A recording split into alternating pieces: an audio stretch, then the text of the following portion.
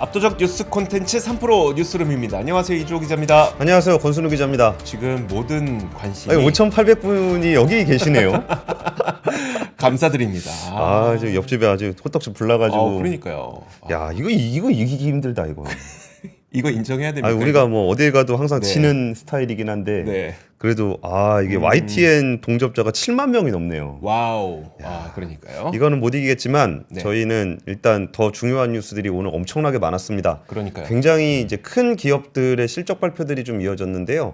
저는 사실 그 큰 기업들 실적 발표를 굉장히 좋아하는 이유가 이 큰 기업들의 실적 끝나고 나오는 컨퍼런스 콜 거기서 네. 나오는 업황들을 보면은 지금 우리나라 경제가 어떻게 흘러가고 있구나라는 걸 좀 느낄 수 있는 것 같아요.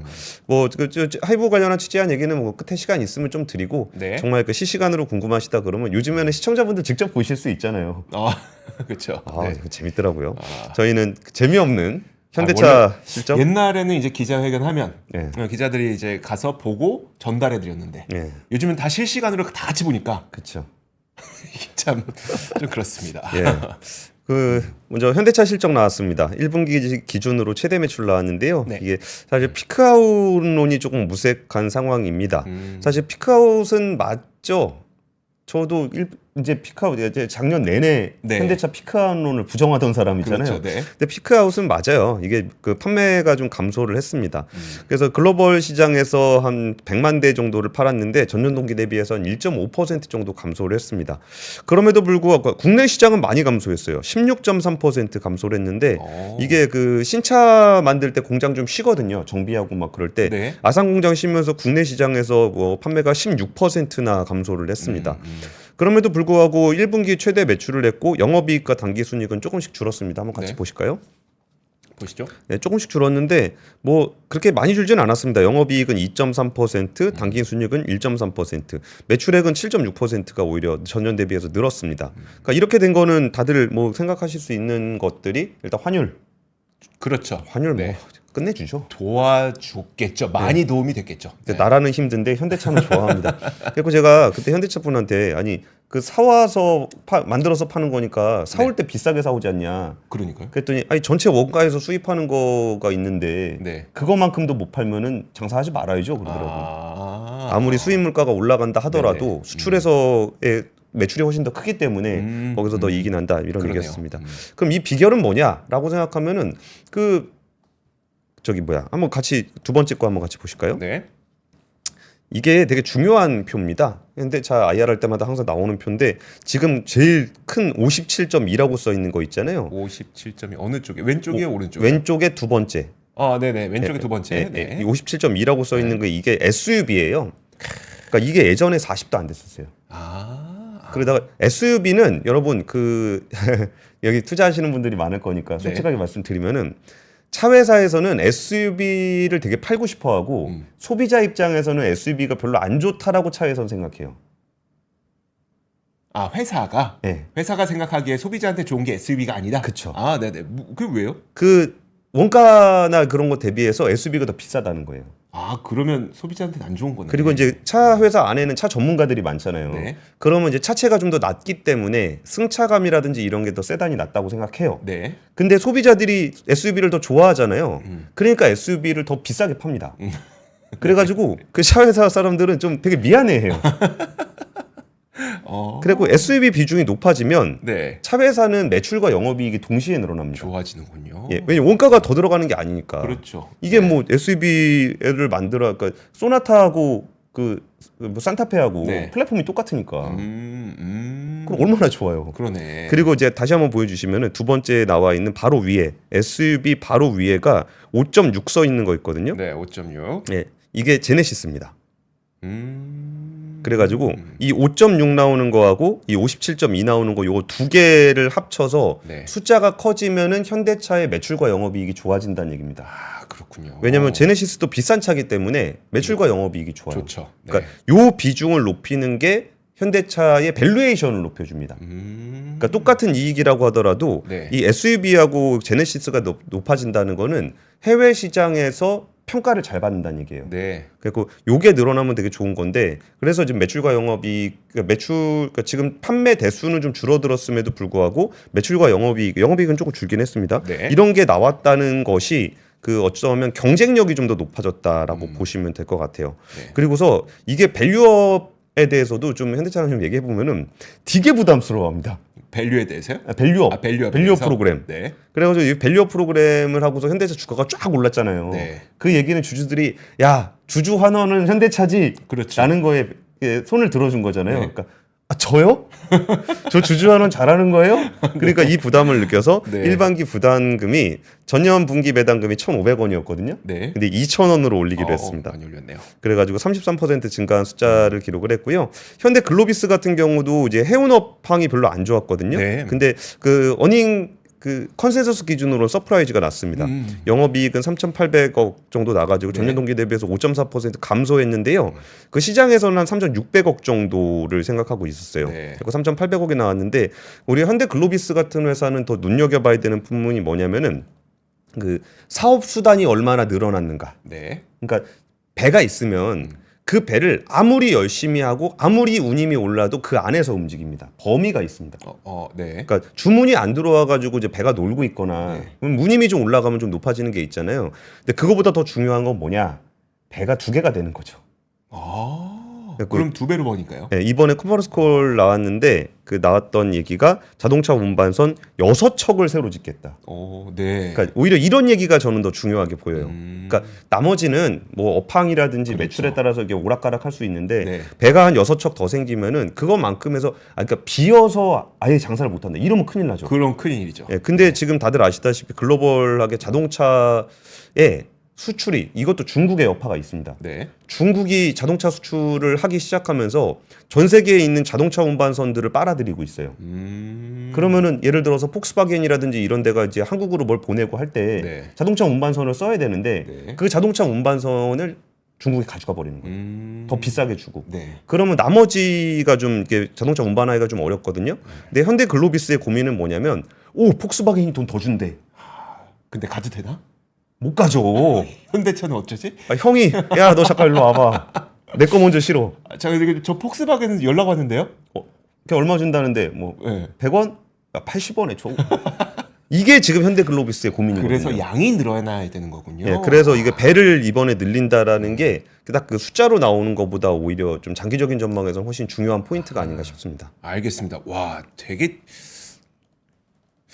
재밌죠? 잘 모르겠는. 그러니까 저는 여러분들 어떻게 들으셨을지 모르겠는데 자동차 현대차의 실적 브리핑을 이렇게 재밌게 해주는 분이 있나요? 저는 국내에 없는 것 같은데. 저도 현대차 한 5년 정도 출입했습니다. 그러니까요. 네. 자, 다음 실적도 한번 보도록 하겠습니다. 자, 이번에는 HD 한국조선해양 한번 볼게요. 근데 HD 한국조선해양을 보면 결국은 이제 HD 현대 그룹의 실적도 같이 볼 수 있고 거기에 이제 연결되어 있는 어떤 현대 일렉트릭이라든지 이런 내용들까지 다 포함이 됩니다. 예. 자, 일단 한국조선해양부터 보도록 하겠습니다. 보면은 그 2022년부터 수주가 많이 급증을 했었잖아요. 그러다 보니까 올해 1분기 이제 흑자 전환에 성공을 했는데 이게 1분기 흑자 전환하면은 이제야 막 이럴 수 있겠지만 지난 2분기부터 3분기, 4분기, 이번 1분기까지 예. 4개 분기 연속으로 흑자를 기록을 한 겁니다. 그래서 흑자의 기조가 4개 분기 연결됐다. 이렇게 보시면 더 맞을 것 같습니다. 일단 매출액의 경우에는 13.9% 증가했고요. 그리고 영업이익의 경우에는 흑자 전환했습니다. 이게 작년에 190억 손실이었는데 이게 1,600억으로 이제 늘어났습니다. 자, 그리고 소소하다. 1,600억. 근데 여기에 이게 대손충당금, 환입금 이런 것들 많이 들어가 있어요.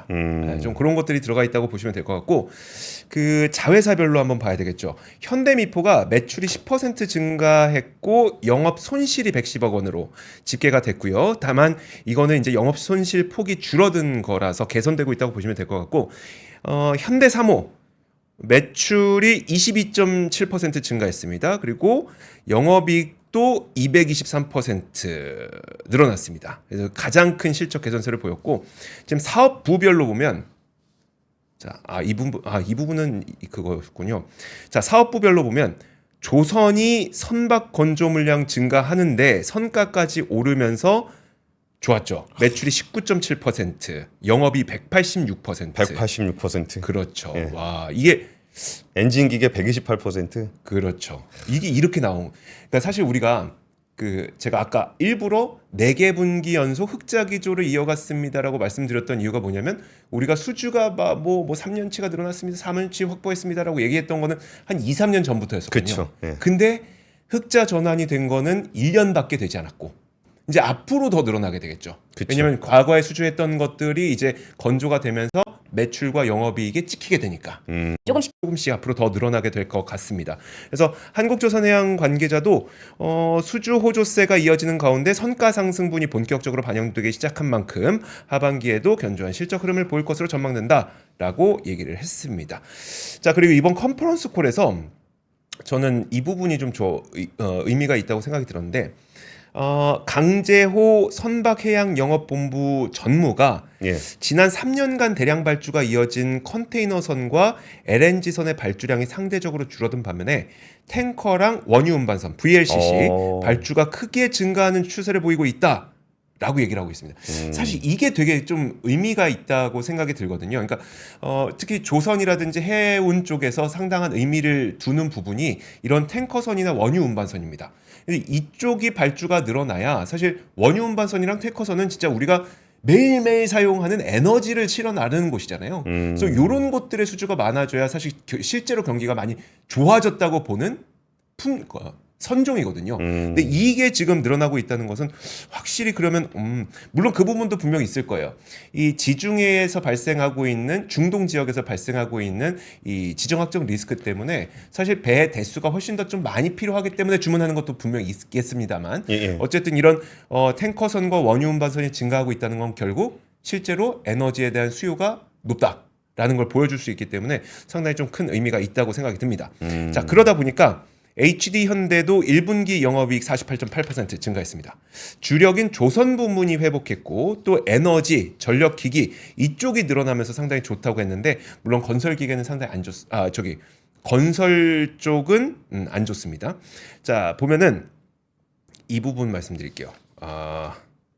HD 현대 매출은 일단 8.1% 증가했습니다. 예. 그리고 영업이익은 48.8% 증가했고요.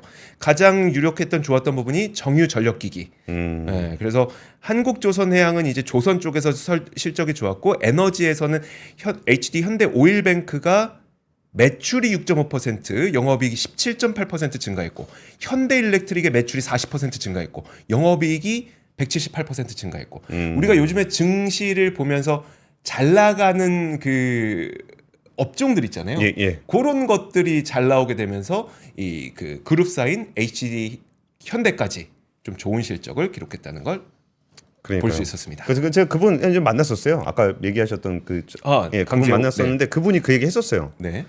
지금 컨테이너 사이클 한번 지나고서 탱커 사이클이 오면 네.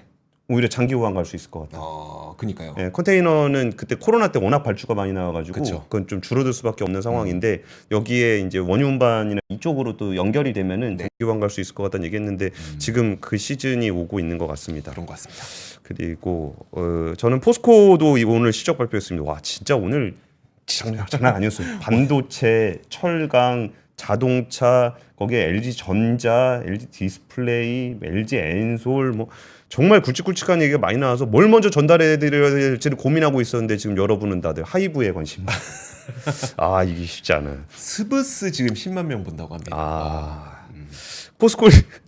포스코홀딩스가 매출 18조 520억, 영업이익 5,830억, 순이익 6,190억을 발표했습니다. 매출액과 영업이익은 각각 6.9%, 17.3% 감소했고요. 전분기 대비 영업이익은 무려 91.8%가 증가했습니다. 네. 이상한 숫자죠. 91.8%. 네. 무슨 철광에서 영업이익이 한 분기 만에 91.8%가 오릅니까? 이게 참 알면서도 좀 답답한 부분이 이런 거 있었어요. 지난 분기에 무슨 일이 있었냐면은 2차 전지 소재 부분에서 원자재 가격이 내려가다 보니까 재고 손실을 많이 입었습니다. 네. 그러니까 재고 손실을 많이 입게 되면은 거기서 마이너스가 생기잖아요. 그렇죠. 그럼 이게 그대로 턴어라운드를 하게 되면 이게 재고 이익으로 잡혀요. 그게 무슨? 그러니까 이 가지고 있는 부분들이 이게 환입 지난 2차 전지 소재 부문에서 지난 무기 재고 평가 환입 효과가 포함됐었기 때문이다. 네. 라는 얘기를 좀 하고 있습니다. 그러니까 이런 부분들이 어떻게 보면은 그 다음 이 본질적인 경쟁력의 문제가 아니라 네. 회계적으로 이런 일들이 생기는 건데 네. 그게 그 유가랑도 조금 다른 성격이 있거든요. 유가는 이렇게 재고도 있겠지만 그 정제 마진이라는 게 있어서 그렇죠. 경기가 좋으면 정제 마진이 올라가고 네. 이게 내려가고 이런 게 있어서 단순히 평가손만으로 얘기하지는 않아요. 네. 근데 이게 2차 전지 소재 같은 경우는 이제 이게 재고하고 그 윗단에 있는 그 마진 같은 경우가 네. 자동차 회사나 그 저 배터리 셀 회사하고의 계약으로 맺어져 있는 거라 거기에서 변동이 잘 생기진 않거든요. 네. 그러니까 오히려 재고 평가손 같은 경우는 평가를 안 해주는 게 맞지 않을까 싶은 생각이 있었는데 어쨌든 그때 완전히 박살난 이후에 네. 지금 영업이익이 91.8%가 증가했다고 하니까 네. 이거 그렇다고 해서 이거를 뭐 되게 좋다라고 얘기하고 싶진 않아요. 지난번에 나쁘다고 얘기 안 했던 것처럼. 네. 근데 영업이익은 이렇게 나오더라는 게 있고 그리고 포스코는 올해 재밌는 포인트 중에 하나가 작년에 포스코 주가가 정말 철강 회사답지 않게 엄청나게 올랐었습니다. 근데 이 부분들이 사실은 올해가 원년입니다. 올해가 원년이요? 그룹에 리튬, 니켈, 전구체 거기다 흑연까지 가동이 되는 원년이 올해입니다. 아. 그리고 이제 하반기쯤 되기 시작하면은 네. 그동안 포스코가 그 공장 만들고 있었던 거, 리튬 공장 만들고 있었던 거 이런 것들이 다 이제 실적으로 나오기 시작할 거예요. 그게 올해입니다. 아, 그렇군요. 네, 하지만 주가는 작년에 이미 갔다 왔다는 거. 그래서 올해 이걸 다시 기대를 하게 해줄지 이건 네. 잘 모르겠는데, 그러니까 이 부분이 좀 있다 보니까 지금 1분기 매출 되게 안 좋아요. 그러니까 포스코 매출이 뭐 별로 이렇게 1분기 매출 뭐 이렇게 별로 좋지는 않은데 1분기 매출이 잠깐만요. 컴퓨터가 잘 안 돼 갖고. 네. 1분기 매출이 18조 500억인데 네. 그 올해 연간 목표가 78조 원입니다. 어? 곱하기 4가 아니죠. 그러네요. 그러니까 이게 곱하기 4 넘나? 18조 곱하기 4면 48에 담으면 7.2가 돼야 되는데 네. 78이 됐으니까 네. 이게 되게 과감한 매출 목표를 내놓은 거예요. 그러니까 이게 지금 아직 돌아가지 않고 있는 부분들이 네. 하반기에 그때 투자해놨던 거 이렇게 쫙쫙쫙 올라갈 거라는 거 아. 그거를 이제 염두에 두고 두고. 보셔야 될 거예요. 그리고 포스코에 대한 실적은 뭐 어떻게 될지는 그러니까 주가가 어떻게 될지 모르겠지만 네.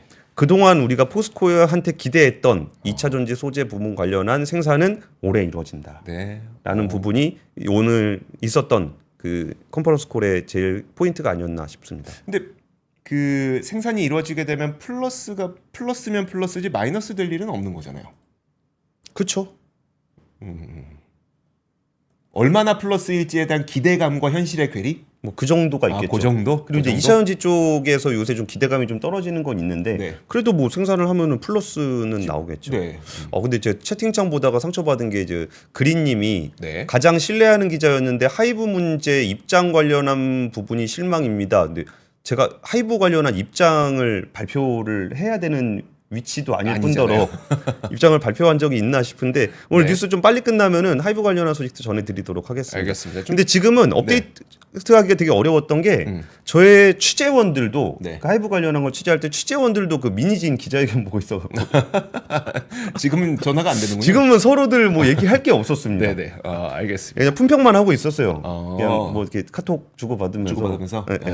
알겠습니다. 다음 실적 보겠습니다. LG전자입니다. LG전자 예상했던 것처럼 왜요? 또 역대 최대. 또 역대 최대.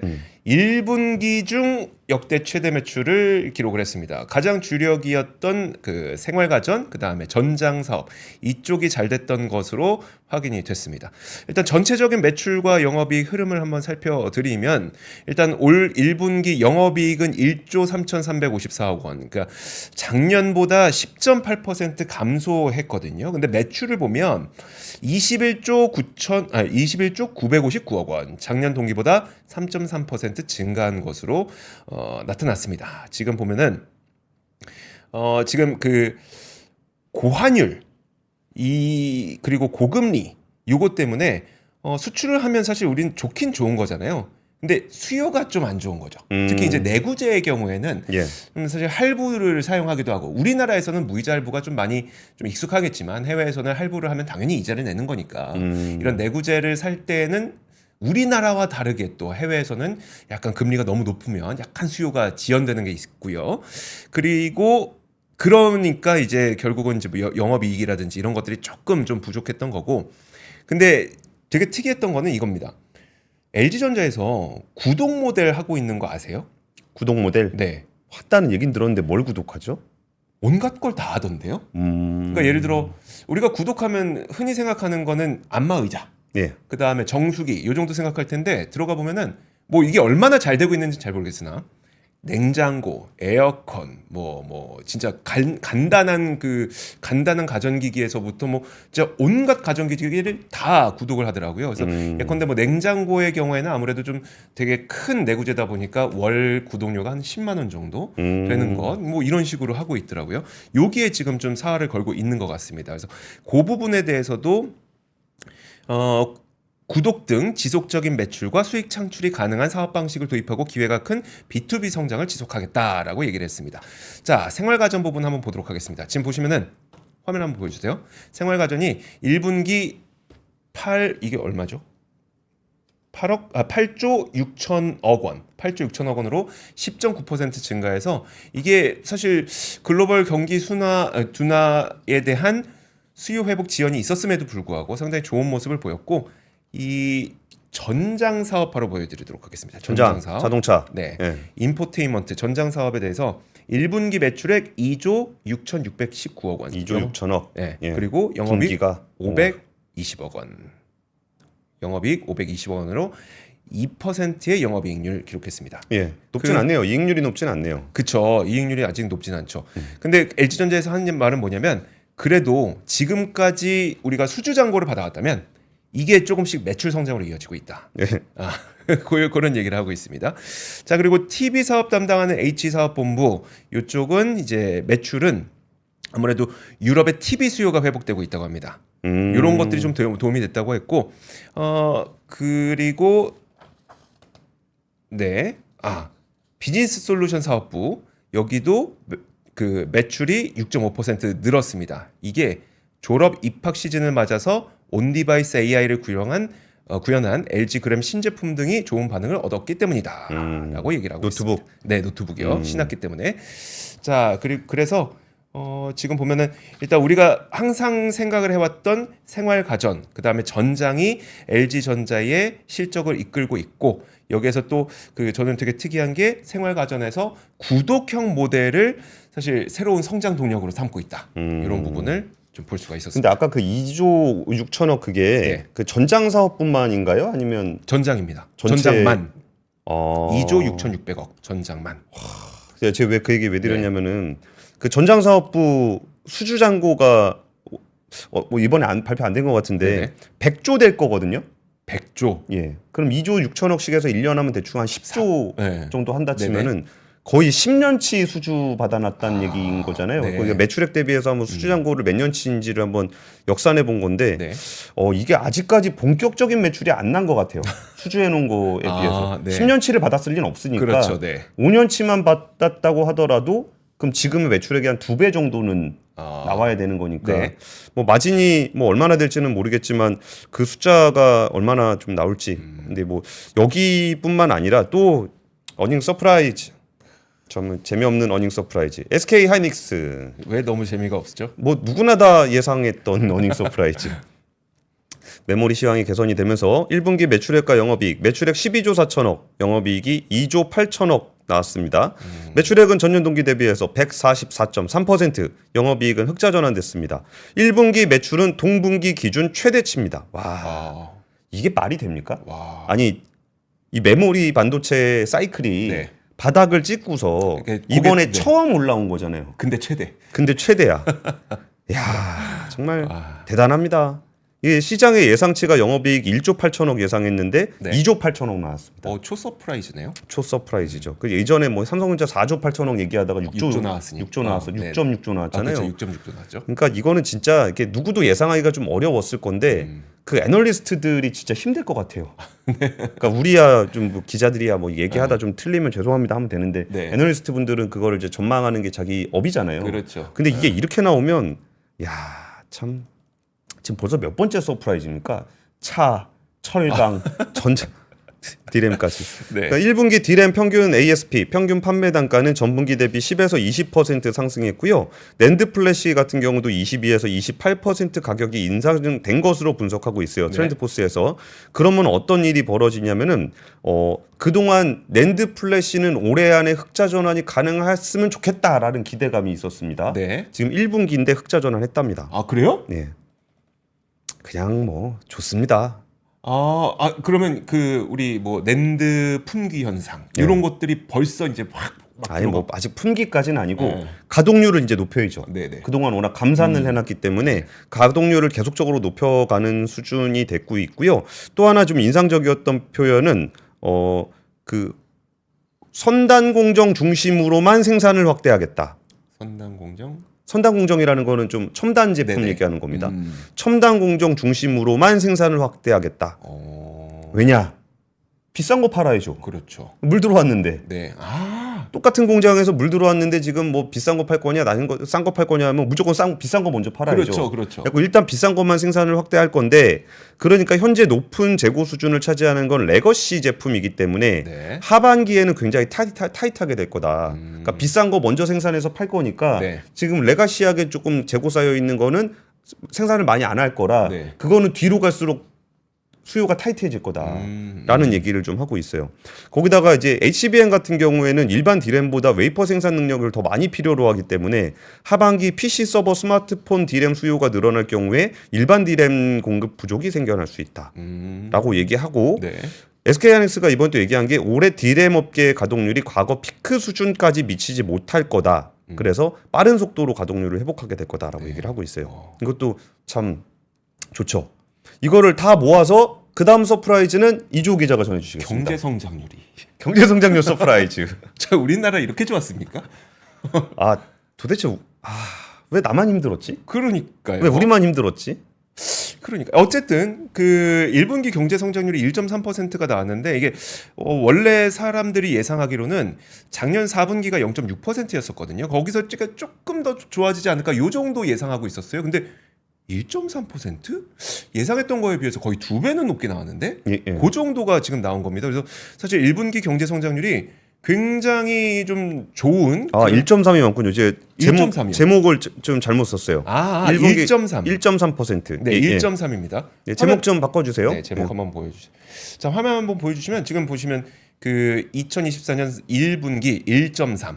와. 1.3. 여기서 뭐가 좋았는지 보니까 지금 건설 투자 있잖아요. 건설 투자. 이게 그 4분기에 그 4.5 마이너스. 예. 이게 회복하면서 이제 2.7로 뛰었는데 건물, 토목, 건설 이런 것들이 이제 그렇게 된 겁니다. 그러니까 이게 뭐냐면 일부 사업장의 이제 마무리 공사 진행 그렇게 되다 보니까 건설 기성이 늘면서 건설 투자 성장률이 큰 폭의 플러스로 돌아서게 된 거라고 보시면 될 것 같고요. 그리고 저는 사실 이걸 보면서 이 지표가 나오고 나서 어떤 평가가 나왔는지에 대해서 한번 말씀을 드리도록 할 텐데 이번 걸 보면서 그 내수 회복이 좀 눈에 띈다라는 이야기를 하고 있습니다. 지금 1.3%의 성장률이 나왔는데 그 중에서 내수 기여도가 0.7% 포인트로 절반 이상을 차지하고 예. 그리고 순수출 기여도가 0.6% 포인트가 차지한다는 거예요. 그럼 사실 우리가 그 1분기 내내 사실 그 걱정했던 거 그리고 올 연초에 올 한 해를 전망하면서 많은 기관들이 걱정했던 게 수출은 괜찮을 것 같다. 예. 반도체도 그렇고 뭐 자동차도 그렇고 조선도 그렇고 수출은 괜찮을 것 같은데 내수가 좀 힘들지 그쵸. 않을까라는 걱정이었거든요. 근데 1분기만 보면은 내수가 전체 성장률에 기여하는 바가 0.7% 포인트라고 하니까 이거 좋은 건데? 왜 다 좋죠? 왜 좋은 건데 그거 있잖아요. 옛날에 그쵸. 뭐더라? 저기 극한 직업에서 네네. 왜 장사가 잘 되는 건데? 그러니까요. 야. 그러니까 그렇게 되면 지금 이제 경기 침체, 우리가 경기 침체라고 생각하지는 않았어요. 분명히 수출을 잘 될 거니까. 근데 대신에 이것이 과연 내수까지 연결될 수 있을 것이냐에 대한 그 연결고리의 그 약한 고리가 있었는데 이렇게 나오면은 야 내수도 괜찮은 건데라는 평가까지 좀 나오고 있습니다. 이렇게 되면 우리나라의 경제 성장률 전망치가 지금 IMF가 2.3%, 정부가 2.2%, 한은이 2.1%인데 이게 아마 한국은행이 조만간 발표하게 될 경제 성장률 전망치가 좀 2.1%에서 조금 더 높아질 것으로 전망이 되고 있습니다. 예. 그래서 기재부에서는 한 2.3%로 조정되지 않을까라고 예상을 하고 있습니다. 제가 그걸 잘못 봤네요. 아. 제가 고쳐놨는데 네네. 기재부에서 2.3 얘기하길래 네. 그 얘기였구나. 네, 연간 2.3으로 올라갈 것 근데 같다. 글로벌 그 분석하는 기관들 IB들이나 뭐 이런 데서 하는 게 중국의 경제 성장률도 좀 추정치를 다 올리고 있더라고요. 네. 그래서 그런 부분들도 중국 경제 성장률 좋아지면 우리 같이 올라갑니다. 네. 우리가 중국이 좀 감정적으로 싫은 것과 별개로 네. 중국 경제 성장률 높아지는 건 우리한테는 좀 지금 딴 거보다 내수 좋은 거 좀 좋네요. 그렇죠. 그러니까 올해는 그냥 수출은 좋을 것 같은데 네. 수출 좋아가지고 그냥 뭐 기업은 성장하고 성장률은 잘 나오는데 결국 이제 정작 국민들은 좀 힘들지 않겠느냐라는 그쵸. 게 대체적인 네. 전망이었는데 내수도 나쁘지 않았다는 게 좀 인상적이었습니다. 그러니까 민간 소비가 의류, 그 다음에 음식, 숙박 이쪽 여행도 많이 가고 옷도 많이 사고. 그렇죠. 네. 예, 좋았습니다. 그리고 원래 준비한 뉴스는 하이브 관련한 뉴스였는데 이 하이브 관련한 뉴스를 지금 전해드리는 게 무슨 의미가 있나 싶긴 해요. 네. 실시간으로 지금 발생하고 있으니까 네네, 그리고 그쵸. 너무 재밌게 하고 있어서 그냥 우리 농담 따먹기나 좀 할까요? 그럴까요? 네. 네. 우리가 이 하이브 문제를 어떻게 바라보고 있는가라고 했을 때 프레임을 좀 한 두 가지 정도로 볼 수 있을 것 같아요. 한 가지 프레임은 이제 상장 기업으로서의 엔터테인먼트 회사라는 네. 부분과 그리고 이제 아티스트들의 어떤 비즈니스를 네. 대하는 자세가 어떤가라는 걸 측면에서 보면은 지금 민희진 씨 그 기자회견을 저도 좀 봤는데 네. 그 알아들을 수 있는 얘기가 거의 없습니다. 어떤 의미예요? 그러니까 여기서 자기가 왜 그런 일을 했었는지에 대해서 설명을 하는 게 아니라 자기가 왜 그렇게 억울한지에 대한 네. 이야기 그리고 이제 뉴진스를 성공시키는 과정에서 커뮤니케이션이 어떤 부분들이 힘들었는지 뭐 이런 것들 왜 르스레핌만 자기를 띄워주려고 하냐 네. 뭐 이런 부분들에 대한 얘기가 나왔었고 그리고서 이제 그 하이브 쪽에서 좀 했던 얘기 그러니까 여기서 자기는 그런 거 뭐 회사를 탈취하려고 했다 뭐 이런 거는 아니다 나는 회사로부터 받은 것도 있고 다 허위 사실이다 나는 BTS를 나를 베끼었다고 얘기한 적 없다. 네. 그러면서 나를 막 이상한 사람을 만들어놨다 막 이런 얘기를 하는데, 그러니까 BTS가 민희진 씨를 베꼈다라는 그 말은 사실 이 사안에서 그렇게 중요한 이슈가 아니에요. 근데 이게 서로 좀 기분 나쁜 그렇죠. 게 있는 거고 경영권 탈취 의혹에 대해서 경영권을 찬탈할 계획도 없었고 의도도 실행한 것도 없었다. 내가 배신한 게 아니라 오히려 하이브가 날 배신한 것이다. 이렇게 얘기를 했었어요. 뭐 그거 외에도 막 지금 어마어마한 얘기들을 지금 쏟아내고 계속 있습니다. 하고 있으니까요. 그러니까 저는 되게 신기했던 게 뭐 그런 거 있었어요. 뭐 이렇게 그 뭐 축하합니다 뭐 이런 거 했는데 네. 뭐 그런 얘기에 대해서 뭐 뉴진스 뭐 해서 축하합니다 뭐 괜찮으세요? 그리고 아니면 뭐 에스파 밟을 수 있죠? 이런 거. 근데 에스파 밟을 수 있죠라는 얘기가 되게 그 듣기에 되게 감정적이잖아요. 그렇죠, 네. 에스파 팬들 기분 나쁠 수도 그럼요. 있고. 네. 근데 이게 사실 경쟁하는 입장에서 우리 누구 할까? 뭐 저희 뭐 예를 들어 이 기자 뭐 파이낸셜 타임즈 밟을 수 있어? 이런 얘기 그냥 같이 할 수 있는 거잖아요. 네, 그쵸. 근데 그런 부분들이 공개되는 모습들을 보면서 야 이분이 대응하는 방식이 어떤 영향을 미칠까가 되게 궁금했어요. 대응하는 방식이 영향을 미친다고요? 그러니까 이렇게 하는 네. 대응 방식이 정말 그 국민 여론이라든지 아니면 시청자분들이 어떻게 느낄까? 공감을 살 수 있을까? 예, 그게 되게 궁금했던 거고 그리고 이거를 아까 전에 이제 비즈니스적인 관점에서의 상장 회사로서의 엔터테인먼트 회사를 보면은 그 엔터테인먼트 그러니까 하이브가 왜 지금 이렇게 적극적으로 하이브도 좀 과하다 싶을 정도로 대응을 하고 있거든요. 네. 근데 거기서 가지고 있는 근본적인 공포가 뭘까? 진짜 리스크라고 생각하는 부분이 뭘까라고 생각해 보면은 네. 사실 민희진 대표를 사임을 시키거나 이런 게 다른 회사였으면은 사장 사임시키고 뭐 이런 것들이 중요할지 모르겠지만 네. 하이브라는 엔터테인먼트 상장 회사 입장에서는 이 민희진 대표를 사임시키는 건 아무 일이 아닙니다. 그래요? 예, 그리고 거기에 어도어의 지분을 80%나 갖고 있기 때문에 네. 거기서 뭐 분란이 생기든 말든 그냥 뭐 주총 열어가지고 자르면 그냥 그만인 네네. 거예요. 네. 근데 거기보다 더 무섭게 생각하고 있는 거는 뉴진스와 뉴진스의 팬들입니다. 그렇죠. 그러니까 어도어 지분 80% 갖고 있다고 하더라도 여기서 그 뭐 내가 뭐 저 뉴진스가 네. 나 진짜 너무 상처받았다. 그동안 진짜 하이브가 나를 이렇게 대하고 있었던 거냐. 네. 민진 대표가 예전에 힘들다는 얘기 많이 했었는데 이게 이런 것 때문에 그런 거였냐. 그래가지고 이제 뉴진스가 좀 상처를 받는다거나 네. 아니면 이제 뉴진스 팬들이 아니 우리 뉴진스를 이렇게 대했다고 하는 부분들이 생기면은 어도어라는 회사의 기업 가치가 얼마고 지분율이 얼마인지가 하나도 안 중요해져요. 왜요? 좀 더 자세히 설명해 주세요. 그러니까 내가 80% 갖고 있으니까 네. 이건 내 거야. 어두워 80% 갖고 있어요. 이건 네. 내 거야. 내 거야. 근데 뉴진스는 사람이잖아요. 그렇죠. 그러니까 만약에 뉴진스가 막 진짜 너무 상처받아가지고 네. 안 하려고 해. 그럼 어떡합니까? 80% 갖고 있는 게 무슨 소용이에요? 아무 의미가 없는 거죠. 그래서 예. 그리고 만약에 팬들이 돌아선다. 네. 그러면은 이게 어떤 의미가 80% 주식을 가지고 있는 게 무슨 의미가 있냐는 거예요. 그렇죠. 네. 그러니까 이게 엔터테인먼트 회사가 가지고 있는 굉장히 어려운 부분이고 이런 일들이 이제 상장 회사로서 보면은 또 이해관계자가 굉장히 많잖아요. 네. 그러니까 이 문제를 어떻게 바라봐야 되는지가 저는 굉장히 꽤 오랜 시간 동안 엔터 산업의 어떤 구조들 예전에 뭐 JYP 상장할 때부터 많이 봤는데 네. 정말 세계적인 스타들이 나오고 이런 걸 관리하는 모습들을 보면서 오늘 뭐 얘기해 보셨잖아요. 뭐 무속인한테 뭐 얘기해가지고 뭐 BTS에다 저주를 한 해 만에 뭐 이런 얘기하고 네. 여기 언제 경영권을 탈취해야 되는지 무속인한테 물어봤다고 하니까 네. 뭐 민진 대표는 그거 무속인이라는 게 중요한 게 아니고 내 친구다 뭐 이런 얘기하는 것들이 네. 그러니까 경제적인 관점에서 봤을 때는 그렇게 그러니까 유의미한 팩트들은 아니거든요. 근데 이 산업의 특성상 지금 지금 채팅창 저는 기자회견을 못 보고 있는 건데 네. 채팅창에서도 의견이 굉장히 갈려요.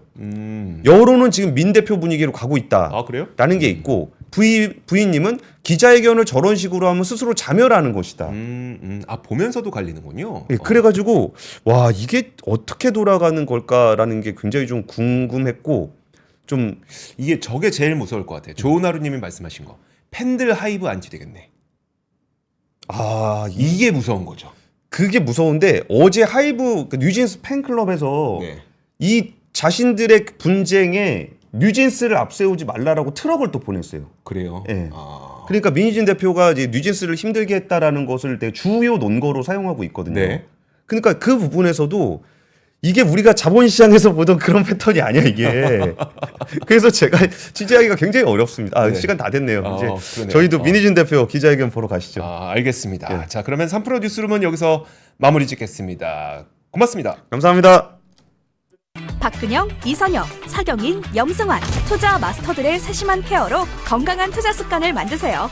3프로 멤버십 3프로 앱에서 확인하세요.